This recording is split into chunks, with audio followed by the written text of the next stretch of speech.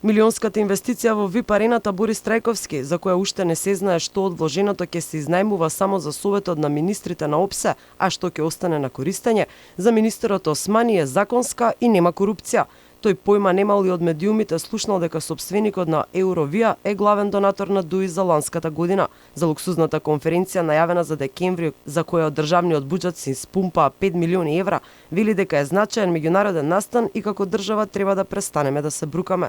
Само да прекинеме со ова брукање на државата. Ке ни дојдат 70 министри од државен секретар на Соединетите американски држави преку сите министри, градиме имидж на државата кој што никогаш не го имала. И сега во овој лов на вештерки за кој што нема основа.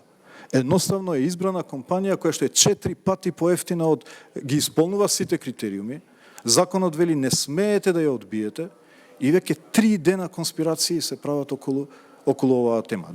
Министерскиот совет на ОПСЕ, со кој Македонија ќе председава, пиар агенцијата Рейтинг веќе од јануари го промовира за 120.000 евра, иако и владата и МНР имаат пиар служби со службеници, фотографи и сниматели. Но за Османи тоа не е залудно трошење пари, бидејќи станувало збор за имиџот на нашата држава. Нас ни беше важно да имаме поддршка во дизајнирање на лого, во дизајнирање на пораки, за да стигне нашето знаме до сите овие држави. И договор е направен уште од јануари, тој договор не е раскинат, функционира до крајот на годината. Додека Османи обидува јавноста во законитоста на тендерската постапка, првиот човек на организиран криминал ниту гледа, ниту слуша за скандалозниот тендер на главниот донатор на ДУИ Елмедин Адеми.